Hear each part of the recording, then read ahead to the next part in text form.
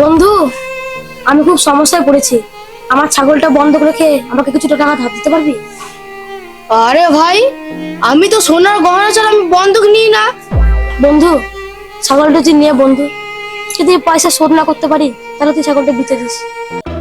Better কাছ থেকে 500 টাকা যদি ছাগলটা কিনি তাহলে বাজারে 2000 টাকা করে বিক্রি করতে পারবো। ছাগলটা নিয়েই নি।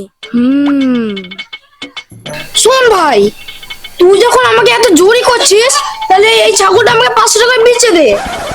কিন্তু এই ছাগলটার তো আরো বেশি দাম। যা যা, পালা এখান থেকে, যা অন্য কাউকে দিকে যা, পালা। না না ভাই, রাগ করিস না, নে ছাগলটা নে, আর আমার 500 টাকা দে।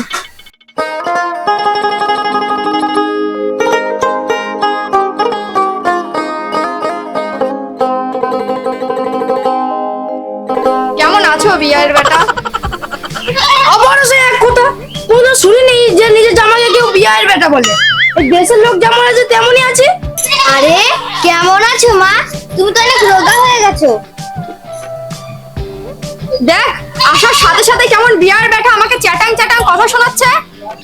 তোমার বাবা যদি বেঁচে থাকতো না, তো বাবার মার নামে মামলা করতাম। আরে চুপ করো তো, আমার মা বাবার কোন আইন লঙ্ঘন করলো? সরকার কি বলেছে? ছেলে হোক বা মেয়ে, দুটো সন্তানই যথেষ্ট। তাতে এমন কি হয়েছে বিয়ার বেটা? কি হয়নি তাই বলেন? আপনারা যে বছর পর বছর ছোট করে কন্যা সন্তান জন্ম দিচ্ছেন, এটা কি ঠিক করেছেন? আরে বিয়ার বেটা বলে কি রে? বলি ভগবান যদি দেয় তাতে আমরা কি করব? হ্যাঁ, সবই উপরওয়ালার ইচ্ছা। জন্ম দিচ্ছেন আপনারা আর দোষ হলো ভগবানের। যত দোষ নন্দ ঘোষ।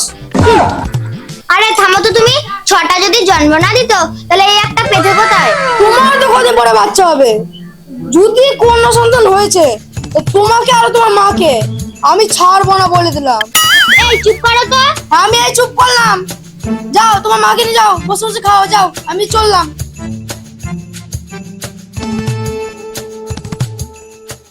মা, তুমি ওর কথা কিছু মনে করো না, তুমি তো জানো ও একটা তার কাটা মাল। তুই দেখ শুধু ওই বিয়ের বেটাকে এবার কি করে জব্দ করতে হয়।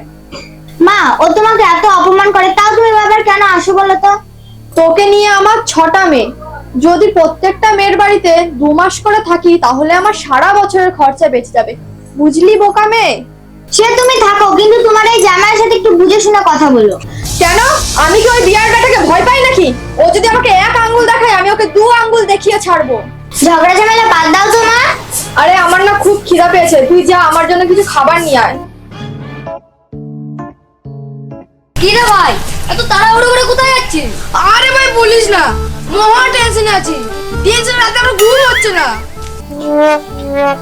কেন রে ভাই, তোর আবার কিসের টেনশন? তোর তো টাকা পয়সার কোনো অভাবই নাই। জানিস ভাই, আমার বউ একটা বংশগত রোগ আছে। যদি প্রথম সন্তান আমার মেয়ে হয় তাহলে বছরের পর বছর আমার মেয়ে হবে ভাই। এ আবার কি বলছিস রে ভাই? জানিস বন্ধু, আমার বউরা 6 বোন, তার কাকার মেয়েরা 4 জন, তার মামার মেয়ে 8 জন। আমার যদি মেয়ে হয় রে বন্ধু, তাহলে আমি জায়গা জমি বিক্রি করতে করতে ফকির হয়ে যাব। কি রে বলিস ভাই, তোর মাথা টাথা কিছু ঠিক আছে তো? আরে ভাই, তুই কি বুঝবি? তোর তো এখনো বিয়ে শাদী হয় নাই। যা যা, পালা পালা পালা, যা যা।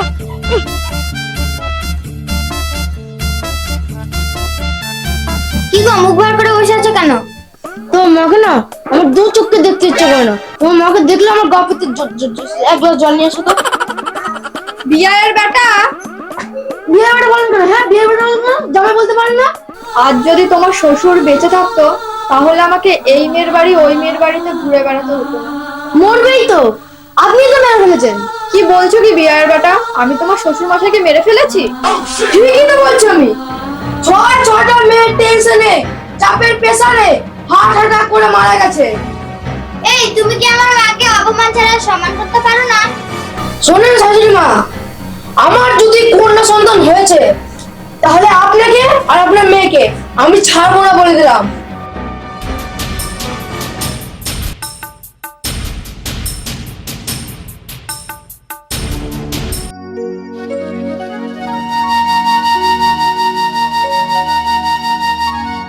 মা, একটু পানি পাওয়া যাবে? আমার খুব তেষ্টা পেয়েছে। হ্যাঁ পীর বাবা, এক্ষুনি নিয়ে আসছে।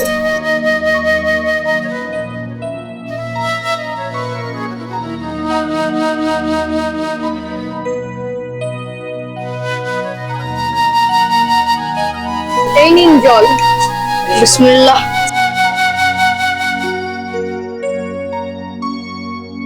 আলহামদুলিল্লাহ। পীর বাবা, আমার জন্য যদি একটু দোয়া করতেন, আমার এই বাড়িতে যেন একটা ফুটফুটে পুত্র সন্তান আছে। ইয়া মাবুদ, তুমি এই মহিলার গর্ভে পুত্র সন্তান দাও, এই সন্তান এই ঘর আলোকিত করে। হ্যাঁ পীর বাবা, ভাই আপনি এই কি করলেন? আপনি জানেন উনার কতগুলো সন্তান? উনি তো আমাকে বললেন পুত্র সন্তানের জন্য দোয়া করতে, আমার কি দোষ? বাবা, আমার জন্য নয়, আমার মেয়ের জন্য পুত্র সন্তান হয়, আপনি তার জন্য দোয়া করুন। কথাবার্তা ঠিক করে বলতে পারি না নাকি? হ্যাঁ বাবা, আপনি যান যান যান, আপনি যান, তাহলে আমি আসি মা।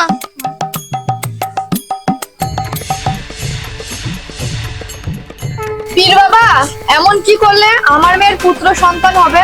হবে হবে, তোমার পুত্র সন্তানই হবে, তবে কিছু শর্ত আছে যেগুলো তোকে পালন করতে হবে। কি শর্ত বাবা? আমি সব শর্ত মানতে রাজি আছি। তোকে গরিব ভিখারিকে দান করতে হবে, কিন্তু এ দান যে কোনো এমনি সেমনি দান নয়, এ দানের কিছু নিয়ম আছে।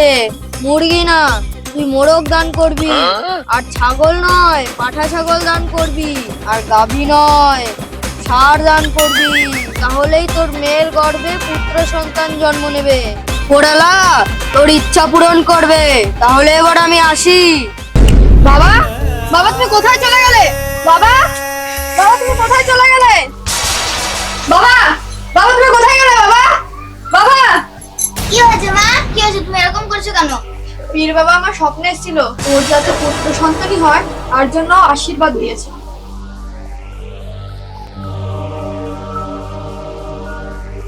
গৌর নিতাই হরি বল। তো বাড়িতে আছো?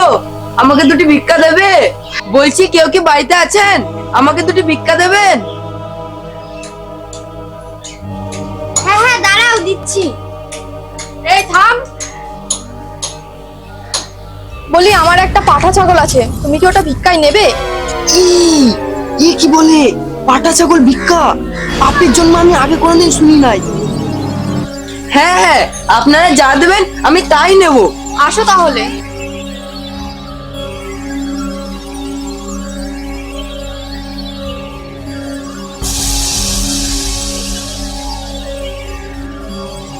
এই দেখো, এই ছাগলটা আমি তোমায় ভিক্ষায় দেবো।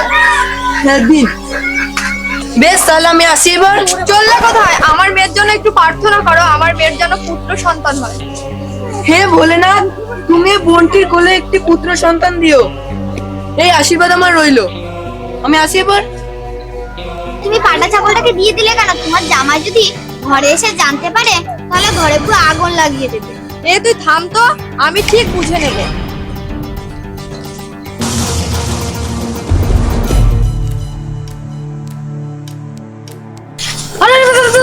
এই ছাগল তো কোথায় পেলি? এই ছাগল আমাকে একজন ভিক্ষায় দিয়েছে। কি? এই ছাগল তোকে ভিক্ষা দিয়েছে? আর মুখ দেখে কি খেপা মনে হয়? তুই না দেখলে চোর মনে হয়, তুই নিশ্চয় চুরি করেছিস। সত্যি দাদা, ভগবানের দিব্যি, আমি এই ছাগল চুরি করি নাই। আমাকে একজন বয়স্ক ভদ্র মহিলা আমাকে ভিক্ষা দিয়েছে। এই ছাগল তোকে ভিক্ষা দিয়েছে? হ্যাঁ ভিক্ষা?